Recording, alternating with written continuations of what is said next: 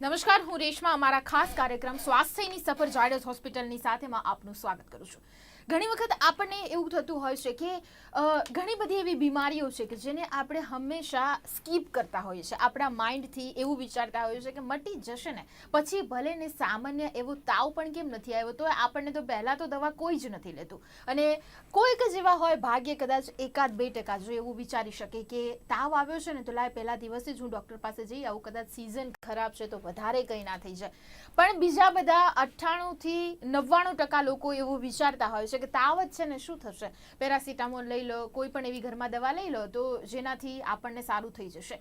હવે વાત એવી છે કે આ તો ખાલી તાવની અને સામાન્ય બીમારીઓની આપણે વાત કરીએ છીએ, તેમાં કદાચ થોડું આપણે ઇગ્નોર કરીશું ને તો ચાલી જશે. ઘરમાં રહેલી પેરાસિટામોલ ડોલો છે એ પણ કદાચ કામ કરી જશે. પણ ઘણા બધા કારણો એવા રહેલા છે, ઘણી બધી કદાચ બીમારી એવી રહેલી છે જે આપણી ઇન્ટરનલ બોડીમાં છે. જ્યારે આપણે બોડીની ઉપર તપાસ કરીએ ને આપણને એવું લાગે કે હાથ ગરમ છે તો એને તાવ આવે છે, પણ જ્યારે ઇન્ટરનલ કંઈ પ્રોબ્લેમ હોય તો એની માટે તો ડૉક્ટર પાસે જવું જ જોઈએ ને.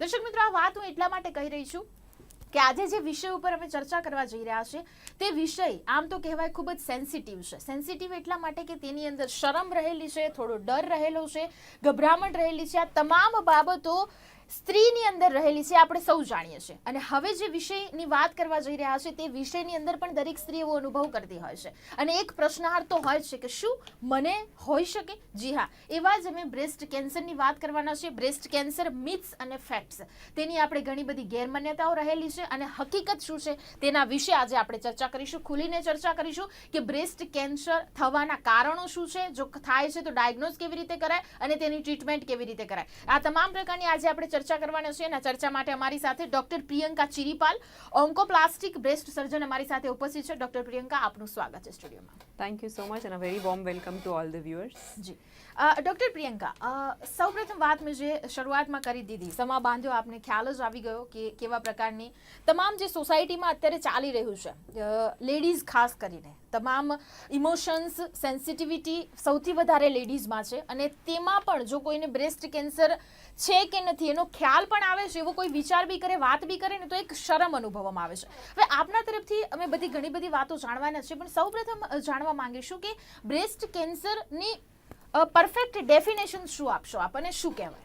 તો જેમ રેશમાએ કીધું, આજે અમે એવું નક્કી કર્યું છે કે અમે બ્રેસ્ટ કેન્સર વિશે વાતો કરીશું. આ ટોપિક અમે એટલે સિલેક્ટ કર્યો છે કારણ કે જેમ કે રેશમાબેને કીધું કે બ્રેસ્ટ આપણને નાનપણથી જ એવું શીખવાડવામાં આવ્યું છે કે બ્રેસ્ટ વિશે વાત કરતાં બહુ ખુલ્લીને વાત ના કરાય, બહુ જ શાય ફીલ કરીએ છીએ આપણે, બહુ જ સંકોચથી એ શબ્દનો આપણે ઇસ્તેમાલ કરીએ છીએ. પણ અનફોર્ચ્યુનેટલી એવું કરવા જેવું કંઈ છે નહીં. જો આપણને બ્રેસ્ટમાં કોઈ કમ્પ્લેન હોય તો એના વિશે આપણે જ આગળ આવીને કહેવું પડશે અને એનું સમાધાન આપણે કરાવવું પડશે. એના માટે આપણે આજે આ વિષય પર વાત કરીશું કે બ્રેસ્ટ કેન્સર એટલે શું અને કેવી રીતના આપણે એના સહી પ્રકારના ટ્રીટમેન્ટ પ્રાપ્ત કરી શકીએ છીએ. તો બ્રેસ્ટ કેન્સર, જેમ ક્યાંય પણ શરીરમાં કેન્સર થતું હોય છે, જે કંઈક ગાંઠ થઈ છે, સેલ્સ અનટોલરેબલી અનકન્ટ્રોલેબલી ગ્રો થાય છે, એને કેન્સર કહેવાય છે. જ્યારે એ કેન્સર બ્રેસ્ટમાં થાય છે, સ્તનમાં થાય છે, ત્યારે એને બ્રેસ્ટ કેન્સર કહેવાય છે. બ્રેસ્ટ કેન્સર ફિમેલ્સ ને મેલ્સ બંનેમાં થઈ શકે છે, એટલે સ્ત્રી ને પુરુષ બંનેમાં થઈ શકાય છે, પણ ઓબ્વિયસલી એનો પ્રમાણ સ્ત્રીઓમાં ખાસું વધારે છે. જી જી, ચોક્કસ.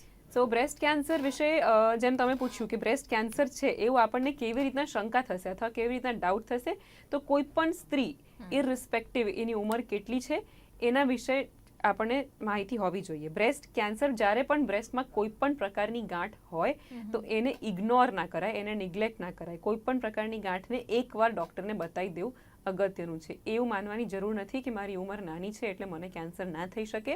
એ બાબતમાં હું તમને જાણ કરીશ કે ધ યંગેસ્ટ પેશન્ટ, સૌથી નાની છોકરી જેનામાં મેં બ્રેસ્ટ કેન્સર ટ્રીટ કર્યું છે એ 13 વર્ષની હતી.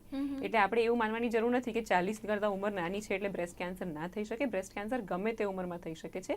એનું પ્રમાણ ડેફિનેટલી 40 કરતાં વધારેમાં મોર કોમન હોય છે. બ્રેસ્ટ કેન્સર બીજો એક ટાઈમ જ્યારે બહુ જ કોમનલી મિસ થતું હોય છે એ છે પ્રેગ્નન્સી અને લેક્ટેશન. જ્યારે સ્ત્રી પ્રેગ્નન્ટ હોય અથવા ધાવણ આપતી હોય ત્યારે એને એવું થતું હોય છે કે આ મારા બ્રેસ્ટમાં થતા સામાન્ય ચેન્જીસ છે, નોર્મલ ચેન્જીસ છે, હોર્મોનલ ચેન્જીસ છે, કારણ કે હું પ્રેગ્નન્ટ છું. પણ એવું ના હોય. એ વખતે હોર્મોન્સ લેવલ એટલા હાઈ હોય છે કે એ વખતે કેન્સરનું પ્રમાણ બી વધી જાય છે. એટલે કોઈ પણ પ્રકારની ગાંઠ હોય તો એને ઇગ્નોર ના કરવું અને એના માટે પ્રોપર કન્સલ્ટ કરવું, કોઈ બ્રેસ્ટ સ્પેશિયાલિસ્ટને બતાવવું. અને એકવાર તમને શ્યોર થાય કે એ કેન્સરની નથી, પછી જ આપણે એના વિશે ભૂલી શકાય છે. જી ડૉક્ટર પ્રિયંકા, અહીંયા એક બીજી પણ વાત રહેલી છે. આપે પણ કહ્યું કે હંમેશા એવું વિચારતા હોય છે નાનપણથી લઈને મોટા થાય ત્યાં સુધી કે ત્યારે જ એક થોટ એવો આપણા માઇન્ડની અંદર સેટ કરવામાં આવેલો છે. પહેલાં તો આપણી ઘરમાં જે લેડીઝ હોય છે, મધર છે, આંટીઝ છે, એમનાથી જ સૌથી પહેલાં થોટ્સ કે એ ભાગની વિશે કોઈ પ્રકારની વાત ના કરી શકો તમે, કોઈ એમાં પ્રોબ્લેમ બી. અને આપ પણ એ વાતે સહમત હશો ડૉક્ટર પ્રિયંકા કે કદાચ સૌથી વધારે જે ડર છે, જે નાનપ અનુભવ્યું છે, કે શરમ આપણને શાય ફીલ કરીએ છીએ, તેના કારણે સૌથી વધારે કેસ વધતા હોય છે. કારણ કે કોઈ સ્ત્રી કહેવાનું અથવા તો દીકરી છે ઘરમાં કે એ કહેવાનું જ નહીં પસંદ કરે. હવે એ વાતને આગળ વધારીએ અહીંયા ડૉક્ટર પ્રિયંકા, તો આના પાછળના કારણ શું? આ બ્રેસ્ટ કેન્સર થવાનું કારણ શું હોઈ શકે? તો કોઈ પણ કેસમાં બ્રેસ્ટ કેન્સરનું એક કારણ શોધવું બહુ અઘરું છે. રાઈટ. અમે એવું વાંચતા હોઈએ છીએ કે બ્રેસ્ટ કેન્સરના 70% કેસીસમાં કોઈ કારણ મળી શકવાનું નથી. એટલે શું આપણા હાથમાં છે કે આપણે વસ્તુ પ્રિવેન્ટ કરી શકીએ? ના, આપણા હાથમાં નથી. પણ બ્રેસ્ટ કેન્સર થવાના અમુક કારણો છે કે એ સ્ત્રીઓમાં વધારે જોવા મળે છે. ઓફકોર્સ કારણ કે સ્ત્રી છે એને સ્તન છે એટલે સ્તન કેન્સરનું પ્રમાણ સ્ત્રીઓમાં વધારે છે. જેમ જેમ ઉંમર વધશે એમ કેન્સરનું પ્રમાણ વધવાનું છે. કોઈ પણ પ્રકારની હેબિટ હોય, સ્મોકિંગ, આલ્કોહોલ, સ્ટ્રેસ, બહુ જ ટેન્શન લઈને રહેતા હોઈએ, ઓબેસિટી, ઝાડા, એ પણ એક અનફોર્ચ્યુનેટ રીઝન છે ફોર બ્રેસ્ટ કેન્સર. એટલે obesity is one of the common reasons કે જેના કારણે બ્રેસ્ટ કેન્સરનું પ્રમાણ વધતો હોય છે. હેરિડિટરી, વારસાગત, જેમના પરિવારમાં મમ્મીને, માસીને, નાનીને, બહેનને, દીકરીને કોઈને બી બ્રેસ્ટ કેન્સર થયું હોય છે, એનું પ્રમાણ વધી જાય છે. પણ એનો અર્થ એવું નથી કે મારા પરિવારમાં કોઈને બ્રેસ્ટ કેન્સર થયું છે તો મને કેન્સર થશે જ, પણ પરહેપ્સ થોડોક રિસ્ક વધારે છે. એટલે વારસાગતમાં આવું એક વધારે અગત્યનું કારણ છે બ્રેસ્ટ કેન્સરનું. પણ જેમ મેં કીધું 70% કેસીસમાં કોઈ કારણ નથી હોતું. આ કંઈ મોઢાનું કેન્સર નથી કે તંબાકુ ખાધું છે, કે લંગ્સનું કેન્સર નથી કે સ્મોકિંગ કરી છે, કે લિવરનું છે કે દારૂ પીધું છે. એવું કોઈ તમારા તરફથી ભૂલ નથી થઈ જેના લીધે તમને કેન્સર થઈ ગયું છે. આ એક હોર્મોનલ વસ્તુ છે. જે સ્ત્રીઓને લેટ એજમાં બાળકો થયા હોય, જેમને ધાવણ થોડું ઓછું આપ્યું હોય, જેમને માસિક વહેલું શરૂ થઈ ગયું હોય, જેમને મેનોપોઝ થોડું મોડેથી આવતું હોય, એ બધાના રિસ્ક ફેક્ટર્સ છે. એ બધા સ્ત્રીઓમાં પ્રમાણ થોડો વધારે છે. જી ડૉક્ટર પ્રિયંકા, તે સાથે જ અહીંયા બ્રેસ્ટ કેન્સરના રિસ્ક ફેક્ટર વિશે આપણે જો અહીંયા વાત કરીએ તો આ જ રિસ્ક ફેક્ટર જે મેં તમને સમજાયા કે લેટ એજ પર બાળક થયું હોય, અથવા ધાવણ ઓછું આપ્યું હોય, અથવા જેમને માહવારી વહેલી આવી ગઈ હોય, જેમને મેનોપોઝ મોડું થતું હોય, જેમને ફેમિલીમાં કોઈકને કેન્સર થયેલું હોય, આ બધા રિસ્ક ફેક્ટર્સ છે બ્રેસ્ટ કેન્સર માટેના. અને જેમ મેં કીધું કે એના શું ચિહ્નો છે, સ્ત્રીને ક્યારે એવું ડાઉટ થવું જોઈએ કે કદાચ મને આ જે સ્તનમાં તકલીફ છે એ કેન્સર હોઈ શકે છે. તો સૌથી અગત્ય અને યાદ રાખવા જેવી વસ્તુ એ છે કે સ્તનમાં થયેલી ગાંઠ જેમાં દુખાવ નથી થતો, એ વધારે અગત્યનું છે. કારણ કે મારી પાસે જે ઓપીડીમાં સ્ત્રીઓ આવતા હોય છે એમનો સૌથી પહેલો પ્રશ્ન એ હોય છે ફક્ત ગાંઠ હતી, એમાં અમને કઈ દુખાવ નહોતો, કોઈ તકલીફ નહોતી, એ અમને હેરાન નહોતી કરતી, ફક્ત ગાંઠ હતી. એ ફક્ત ગાંઠ જે તમને હેરાન નથી કરી રહી એ જ તકલીફદાયક ગાંઠ છે. એટલે ગાંઠ હોય જેમાં દુખાવ ના હોય તો એને 100% ચેક કરાવું. અમુક કેન્સરના પેશન્ટ્સમાં દુખાવ હોઈ શકે છે, અમુકના નિપલમાંથી પાણી આવી શકે છે, લાલ લોહી જેવું પાણી.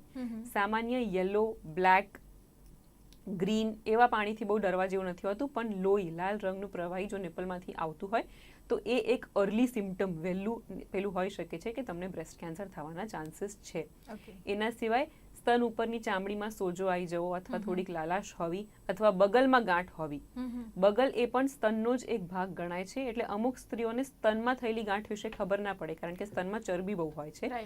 જો તમને એમને પહેલા એવું ખબર પડે કે અમને બગલમાં ગાંઠ થઈ હતી, એ એકચ્યુઅલી સ્તનમાંથી થઈ હોય છે, પણ બગલમાં થયેલી ગાંઠને પણ એક સિમ્પટમ હોઈ શકે છે બ્રેસ્ટ કેન્સરનું. જી, તે સાથે જ બીજા એક સૌથી મોટી વાત તો આપે કહી દીધી છે કે એમાં દુખાવો નથી થતો. એટલે ડૉક્ટર પ્રિયંકા, અહીંયા પણ આપણને એવું લાગે કે એ કારણોસર વધારે સ્ત્રીઓને ખ્યાલ નથી આવતો, અને એ પણ એક સૌથી મોટું રીઝન હોઈ શકે. કારણ કે કોઈ પણ જગ્યાએ નોર્મલી કોઈ પણ વ્યક્તિને જ્યારે કોઈ ગાંઠની વાત કરવામાં આવે તો એના મગજમાં એક વસ્તુ એવી ક્લિક થાય કે દુખાવો થાય છે તને. આ સિમ્પલ વાત છે. હા, એક્ઝેક્ટલી. જેમ મેં કીધું, બધા આઈને એવું જ કહે છે કે અમને દુખતું નહોતું ને હેરાન નહોતી કરતી એટલે અમને થયો વાંધો નહીં. હા, એક્ઝેક્ટલી. એટલે એ અત્યારે જાણવાની જરૂર છે આપણે કે દુખતી નથી ને હેરાન નથી કરતી, પણ ગાંઠ છે એટલે બતાવી દેવું. જી ડૉક્ટર પ્રિયંકા, હવે આગળ જો આમાં વાત કરીએ તો સિમ્પટમ્સની આપણે વાત કરીએ, ડાયગ્નોઝ કેવી રીતે કરી શકાય? તો બ્રેસ્ટ કેન્સર માટે હું દર વખતે સ્ત્રીઓને એવું કહેતી હોઉં છું, જ્યારે પણ પેશન્ટ આવે અને સપોઝ એને કેન્સર નથી, જેમ ખાલી ઓફબીટ વાત કરીએ આપણે, તો હું જ્યારે પણ ઇન્ટરવ્યૂ આપવા જાઉં તો હું સૌથી પહેલા મારા ઇન્ટરવ્યુઅરને હું પૂછતી હોઉં છું કે તમારા પરિવારમાં કેટલા લોકોનું મેમોગ્રામ થયું છે. અને હું બહુ જ હેપી છું કે મેં જ્યારે રેશમાબેનને એવું પૂછ્યું તો એમને કીધું કે એમના ફેમિલીમાં અથવા ઓળખાણમાં બી જેટલા સ્ત્રીઓ છે અબાઉ 40 બધાનું મેમોગ્રામ થયેલું છે. એટલે એના પરથી આપણે આવે કે કેવી રીતના ડાયગ્નોઝ થઈ શકે છે બ્રેસ્ટ કેન્સર. તો બ્રેસ્ટ કેન્સર માટે 3 મેઇન અગત્યની વસ્તુઓ છે. પહેલાને અમે કહીએ સેલ્ફ એક્ઝામિનેશન. એટલે તમારે કોઈની પાસે જવાની જરૂર નથી, તમે જાતે જ પોતાના સ્તનને એક્ઝામિન કરી શકો છો. એના માટે આપણે દર 3 મહિને એકવાર, એવું નથી કે દરરોજ આપણે પોતાની બ્રેસ્ટ એક્ઝામિન કરવાની છે, પણ દર 3 મહિને એકવાર આપણે અરીસાની આગળ ઊભા રહેવાનું છે અને વી હેવ ટુ સી કે બ્રેસ્ટમાં કોઈ રિસન્ટ ચેન્જ છે. હમણાં રિસન્ટલી આપણને લાગતું હોય કે બ્રેસ્ટ થોડીક મોટી થઈ ગઈ છે, અથવા કોઈ ગાંઠ ઉપસી આવી છે, અથવા ક્યાંક ખાડો પડી ગયો છે, એવા કોઈ ચેન્જીસ, અથવા ચામડીની ઉપર થોડોક સોજો આવી ગયો છે, લાલાશ થઈ ગઈ છે, ક્યાંક કોઈ બી ચેન્જ આપણને બ્રેસ્ટમાં દેખાય એ આપણે જોવાનું હોય છે. બ્રેસ્ટનો ભાગ છે કે આપણા કોલર બોન, હાડકાથી લઈને પેટ સુધી એટલો પાર્ટ આપણે સારી રીતના એક્ઝામિન કરવાનું હોય છે. એના પછી આપણા હાથથી, આંગળીઓથી નહીં પણ હાથથી, પામથી જેને કહેવાય, પામથી અડીને આપણે જોવાનું હોય છે કે આપણને કોઈ ગાંઠ લાગે છે કે નહીં. એ બહુ અગત્યનું છે, કારણ કે બ્રેસ્ટ એટલો ચરબીવાળો ઓર્ગન છે કે આપણે જ્યારે પણ એને આંગળીઓ વચ્ચે પિંચ કરીને ફીલ કરીશું તો કાયમ ગાંઠ જેવું જ લાગશે. પણ એ ગાંઠ નથી. જો ફ્લેટ હેન્ડથી, પામથી આપણને એવું લાગતું હોય કે ના કદાચ અંદર એક ગાંઠ હોઈ શકે છે, તો આપણે કોઈકને બતાવવાની જરૂર છે. દર 3 મહિને આવી રીતના આપણે આપણી બ્રેસ્ટ એક્ઝામિન કરવી છે. એમાં બહુ જ ઇમ્પોર્ટન્ટ એ છે કે જ્યારે આપણું માસિક આવવાનું હોય ત્યારે આપણે બ્રેસ્ટ કોઈ દિવસ એક્ઝામિન કરવાની નહીં. કારણ કે માસિક આવવાનું હોય ત્યારે 10માંથી 7 સ્ત્રીઓને એવી કમ્પ્લેન હોય જ છે કે બ્રેસ્ટ ભારે થઈ જાય છે અથવા બહુ જ દુખે છે, કોઈ અડે તો બી બૂમ પડી જાય છે. એ હોર્મોનલ ચેન્જીસ છે. કેન્સર કોઈ દિવસ તમારા હોર્મોન્સ જોડે ચેન્જ નહીં થાય. એટલે મેન્સ્ટ્રુએશન, પીરિયડ્સ આવવાના હોય ત્યારે આવા ચેન્જીસ થવાના છે જે નોર્મલ છે. એટલે બ્રેસ્ટ એક્ઝામિન કરવી હોય તો આપણી સાયકલની વચ્ચોવચ્ચ પીરિયડ્સ જતા રહ્યા એના 14 દિવસ પછી અને નેક્સ્ટ પીરિયડ્સ આવવાના છે એના 14 દિવસ પહેલા એક્ઝામિન કરવાનું. 3 મહિને જાતે, 6 મહિને એકવાર કોઈક બ્રેસ્ટ સ્પેશિયાલિસ્ટ માટે પોતાની બ્રેસ્ટ એક્ઝામિન કરાવી લેવી. આ બધું આપણે 25 કે 30ની ઉંમરથી ચાલુ કરી શકીએ છીએ. અને એકવાર આપણે 40 ક્રોસ કરી દઈએ, 40થી ઉપર આપણી ઉંમર થઈ જાય તો એટલીસ્ટ 2 વર્ષે એકવાર, અને થાય તો વર્ષે એકવાર મેમોગ્રાફી જરૂર કરાવી. મેમોગ્રાફી એક સિમ્પલ સ્તનનો એક્સરે છે. એમાં ફક્ત સ્તનનો એક એક્સરે પાડવામાં આવે છે જેમાં અમુક ગાંઠો જે હજી આપણા હાથને બી ના ખબર પડતી હોય એવી ગાંઠો પકડાઈ શકે છે. રેશમાબેન, જેમ મેં આગળ કીધું કે શું હું એવું કંઈક કરી શકું છું કે મને સ્તન કેન્સર ના થાય, તો ના, હું નથી કરી શકતી. પણ જો હું સ્તન કેન્સરને સ્ટેજ 0 કે સ્ટેજ 1માં ડાયગ્નોઝ કરી લઉં તો મારા ચાન્સીસ ક્યોરના 97% કરતાં વધારે છે. તો એ મારો સૌથી મોટો યોગદાન થશે બ્રેસ્ટ કેન્સરની આ ફાઇટમાં. જી, એકદમ સાચી વાત કહી. તે સાથે સાથે જ અહીંયા વાત કરીએ કે ડાયગ્નોઝ, સિમ્ટમ્સ આપણને ખ્યાલ છે, ડાયગ્નોઝ પણ થયું. હવે આપણે કહ્યું કે 0 સ્ટેજમાં અથવા તો 1 સ્ટેજની અંદર જો મને ખ્યાલ આવી જાય કે બ્રેસ્ટ કેન્સર છે તો 97 કરતાં પણ વધારે હું ક્યોર કરી શકું છું. રાઈટ, પર્સન્ટેજ એટલા વધી જતા હોય છે મારે ક્યોર.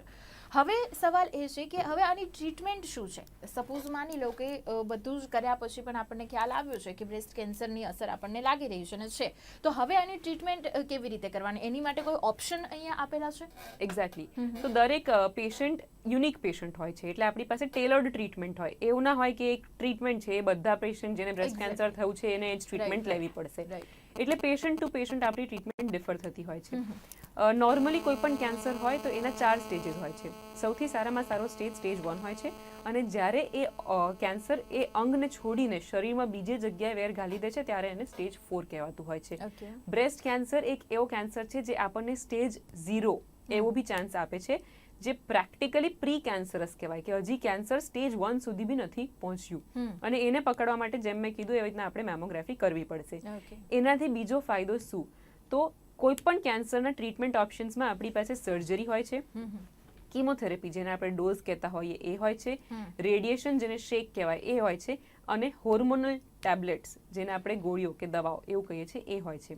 કયા પેશન્ટને કયા ટ્રીટમેન્ટથી ફાયદો થશે એ એના સ્ટેજ પર અને બીજા બહુ બધા ફેક્ટર્સ પર ડિપેન્ડ થતું હોય છે. આપણે કેમ એવું કહીએ છીએ કે સ્ટેજ 0 સ્ટેજ 1માં આપણે બ્રેસ્ટ કેન્સર ડાયગ્નોઝ કરવું છે? એક તો કારણ કે વહેલું પકડેલું કેન્સર એના ક્યોર ચાન્સીસ બહુ સારા છે, અને સેકન્ડલી બની શકે છે કે જો આપણું કેન્સર સ્ટેજ 0 કે સ્ટેજ 1માં પકડાયું છે તો 99% આપણે આખી બ્રેસ્ટ કાઢવી નહીં પડે ઓપરેશનમાં. એ આપણી ખોટી માન્યતા છે જૂની પદ્ધતિ પ્રમાણે કે કેન્સર થયું છે એટલે બ્રેસ્ટ આખી કાઢી દેવી પડશે. હવે આપણે 90% ઓપરેશનમાં એવું કરતા હોઈએ છીએ કે બ્રેસ્ટ કાઢવાની જરૂર નથી પડતી, ફક્ત ગાંઠ કાઢવાથી બી રોગ એટલો જ સારી રીતના મટી જતો હોય છે. પ્લસ વહેલા સ્ટેજમાં જો કેન્સર ડાયગ્નોઝ થયું હોય તો બની શકે આપણે ડોઝ બી લેવા ના પડે. ફક્ત ઓપરેશન અથવા ઓપરેશનને થોડીક ગોળીઓ અથવા ઓપરેશનને શેક એવા પરથી પણ એટલો જ સારો રિઝલ્ટ મળી શકે છે. જી ડૉક્ટર પ્રિયંકા, અહીંયા આપણે વાત એકદમ સાચી કહી છે કે એક માન્યતા એવી રહેલી છે અને દરેક સ્ત્રી દરેક હોય એમાં જે પણ કોમન સ્ત્રી આવી ગઈ છે, હું હોઉં કે મારા ફેમિલી મેમ્બર હોય, નોર્મલી જ્યારે બ્રેસ્ટ કેન્સરની વાત આવે, સપોઝ કે કોઈ જગ્યાએ કેન્સર થાય છે તો એટલું તો તમામ લોકોને ખ્યાલ જ છે કે ત્યાંનો પાર્ટ્સને ચીરવામાં આવે છે, ત્યાંથી કાઢી નાખવામાં આવે છે. સેમ થિંગ અહીંયા બ્રેસ્ટ માટે છે તમામને, કે પૂરેપૂરી બ્રેસ્ટ કાઢી નાખવામાં આવે. એટલે શરૂઆત એન્ડનું વિચારીને આ લોકો શરૂઆત જ નથી કરી રહ્યા, કે ત્યાં તો ઓપરેટ કરવામાં આવશે, આવું થશે, ઘણા બધા મિથ્સ એવા રહેલા છે. પણ હકીકત એ વાતે હું જરૂરથી અને દર્શકોને પણ આપના તરફથી જ કહેવડાવવા માંગીશ કે શું હોય છે જે પ્રકારે આ માન્યતા બહુ જ ખોટી છે અને તે કારણોસર પેલો રેશિયો તો વધતો જવાનો છે, બીકોઝ કે ચેક નથી કરવાના એ લોકો. 100%. ઇનફેક્ટ રેશમા, તમે મને પૂછશો ને તો કારણ કે આપણે બે અહીંયા સ્ત્રીઓ બેઠા છે અને મોસ્ટલી જોનારા આપણે દર્શકો બી સ્ત્રી હશે, એટલે હું તમને કહું કે ફર્સ્ટ થિંગ જે આપણા મગજમાં આવે, જે મારા પેશન્ટ્સ આવે છે, એમનો સૌથી પહેલો વિચાર છે કે હવે મને કેન્સર થઈ ગયું તો મારા પરિવારનું શું. એક્ઝેક્ટલી. અને એ બીકથી અડધા લોકો તો મેમોગ્રામ કરાવવા બી નથી આવતા કે કઈ છે નહીં ને મેમોગ્રામ કરાવ્યું ને એમાં કાલે ઉઠીને કેન્સર પકડાઈ ગયું તો પછી મારા બાળકોનું શું, મારા હસબન્ડનું શું, હજી તો બાળકના લગ્ન થવાના બાકી છે અને બ્લા બ્લા. પણ ઇનફેક્ટ જે આપણે નથી સમજતા એ છે કે મેમોગ્રામ કરાવવાથી આપણે ડિઝીઝને એવા સ્ટેજમાં પકડી લઈશું કે આપણે કદાચ કશું બી મિસ નહીં કરવું પડે. આપણી લાઈફ જેવી અત્યારે ચાલી રહી છે 6 મહિના પછી પાછી એવી ને એવી જ ચાલવાની છે. રાઈટ. બીજી વસ્તુ જે તમે બહુ સારી હાઇલાઇટ કરી, કોઈ પણ પેશન્ટને જ્યારે એવું ખબર પડે કે મને કેન્સર ડાયગ્નોઝ થયું છે તો એનો પહેલો ડર એવો હોય છે કે બીજું બધું સાઈડમાં પહેલા કેન્સર મટાડવું છે. એટલે પેશન્ટ મને કાયમ એવું કહેશે કે બેન વાંધો નહીં, જો સ્તન કાઢવું પડે તો કાઢી નાખજો, મને કઈ ફરક નહીં પડે, હું કેવી દેખાઈશ, પણ કેન્સર મટી જવું જોઈએ. ઓફકોર્સ હું કેન્સર સર્જન છું, મારો બી પહેલો ધ્યેય એ જ છે કે કેન્સર મટી જવું જોઈએ.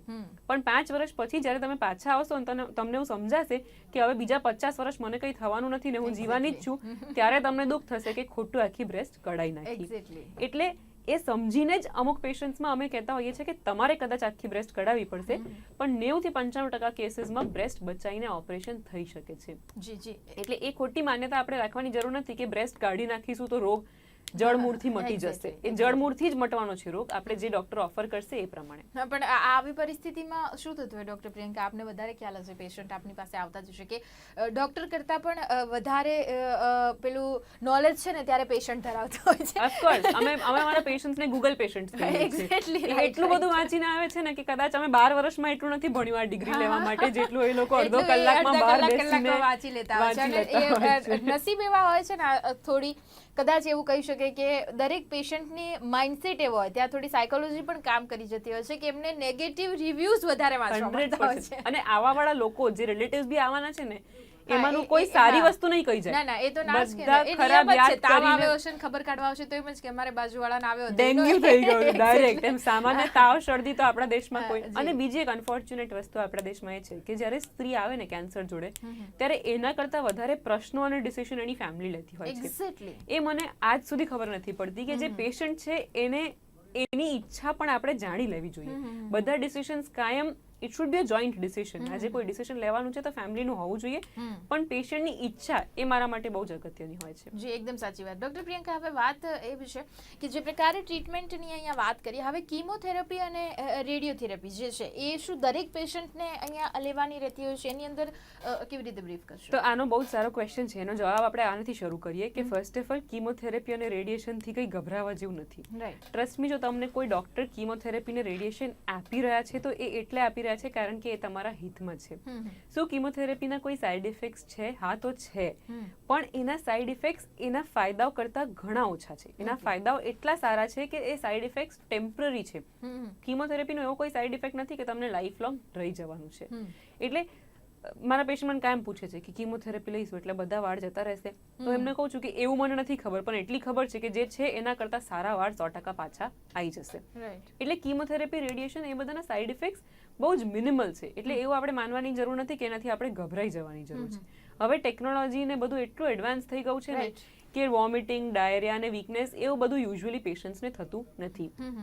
અને છતાં પણ જો અર્લી સ્ટેજમાં ડાયગ્નોઝ થઈ ગયું હોય અને વહેલા સ્ટેજમાં આપણે ડાયગ્નોઝ કર્યું છે, નાનો ટ્યુમર છે અને અમુક ફેક્ટર્સ હોય છે જેમ કે હોર્મોન પોઝિટિવ છે, બીજે ક્યાંય પસર્યો નથી, તો એ પેશન્ટ્સમાં અમે કિમોથેરાપી આપતા બી નથી. કિમોથેરાપી વગર બી એમનો રિસ્પોન્સ સારો જ રહે છે.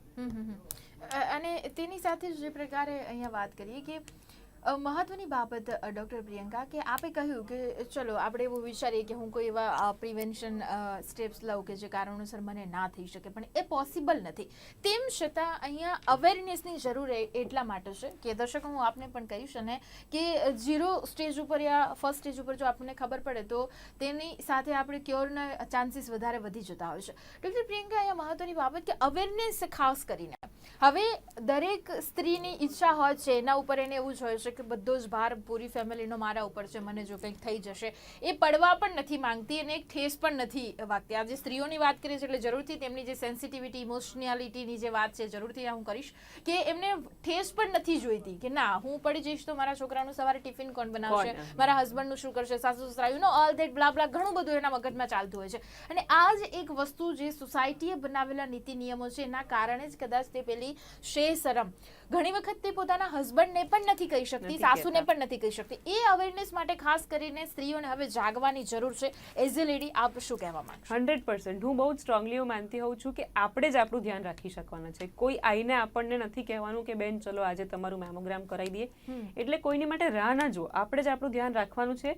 અને જો આપણે હેલ્ધી હોઈશું, સ્વસ્થ હોઈશું તો આપણો પરિવાર સ્વસ્થ રહેશે. એટલે જો તમારામાં એટલી બધી સેક્રિફાઈસનું, આપણે ખબર છે ઇન્ડિયામાં વિમેન છે ને એ સિમ્બલ ઓફ સેક્રિફાઈસ છે કે આના માટે આ સેક્રિફાઈસ કરીએ, તેના માટે એ સેક્રિફાઈસ કરીએ. પણ હું એવું કહું છું કે બીજા કોઈ માટે કંઈક કરતા પહેલા મેક શ્યોર કે તમે હેલ્ધી છો, કારણ કે the longer you live the better you will be able to serve. Exactly. So it is important કે તમે જાતે જ પોતા માટે કંઈક કરો.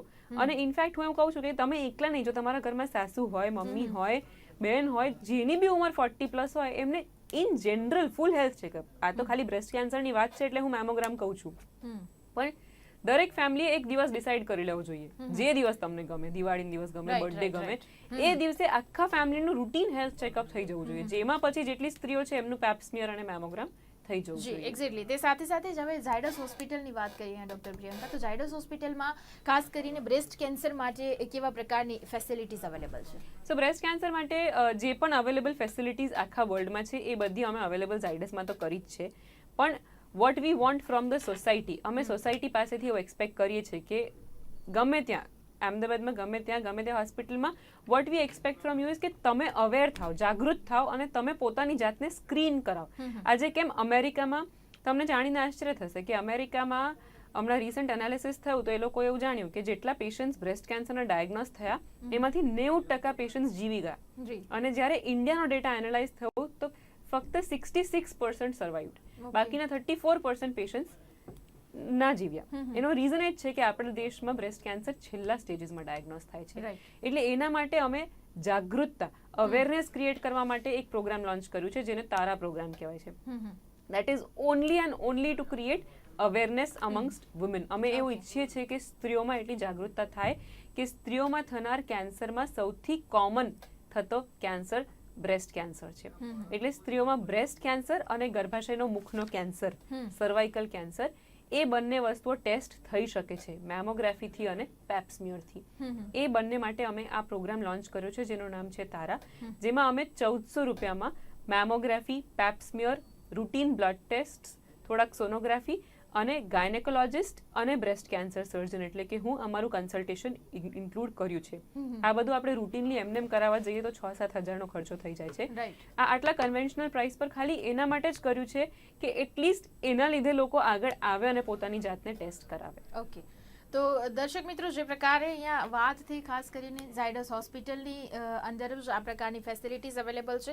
તારા ઇનિશિયેટિવ નામનો જે પ્રોગ્રામ લોન્ચ કરવામાં આવ્યો છે, મહત્વની બાબત એ છે કે જે પ્રકારે આપણે સ્ત્રીઓ થઈને આપણે જ આપણી માટે કંઈક કરવું પડશે તો બીજી બધી ચિંતા આવશે જ નહીં કે મારું ફેમિલીનું શું થશે, એવા પ્રકારે નહીં. પહેલાં થોડું આપણે પ્રિવેન્શનના પગલાં કદાચ ના થાય એના તો નથી લઈ શકવાના, પણ મહત્વની બાબત એ છે કે કેવી રીતે હવે જો થયું જ છે, ઝીરો સ્ટેજ અને ફર્સ્ટ સ્ટેજનો જો આપણને ખ્યાલ આવી જ ગયો છે તો હવે આને આપણે રોકી કેવી રીતે શકીએ અને એનાથી દૂર કેવી રીતે ભાગી શકીએ. તો આ પ્રકારના જ પગલાં છે. તમામ પ્રકારની ફેસિલિટીઝ અને વર્લ્ડની તમામ ફેસિલિટીઝ અવેલેબલ છે. તારા ઇનિશિયેટિવ દ્વારા પણ આપને 1400 રૂપિયામાં તમામ જે ખાસ કરીને બ્રેસ્ટ જે ટેસ્ટ છે એ અને બીજા જે મેડમે કહ્યું તે તમામ ટેસ્ટ ત્યાં આપ કરાવી શકો છો. તો જરૂર આપ ઝાયડસ હોસ્પિટલની મુલાકાત લઈ શકો છો. ડૉક્ટર પ્રિયંકા ચિરીપાલને પણ મળી શકો છો અને જે પણ આપના પ્રશ્નો હોય ખુલ્લા દિલથી બ્રેસ્ટની આપ વાત કરી શકો છો. કારણ કે આપણે જીવવાનું છે અને બીજા માટે જે જીવવાની જે વાત છે તે પણ આપણે આગળ કરવાની છે. તો આ તમામ પ્રકારની ચર્ચામાં અમારી સાથે ડૉક્ટર પ્રિયંકા ચિરીપાલ જોડાયા હતા. Doctor Priyanka, thank you very much. Thank you so much Reshma. તો દર્શક મિત્રો, ફરીથી મળીશું. ત્યાં સુધી મને રજા આપશો. નમસ્કાર.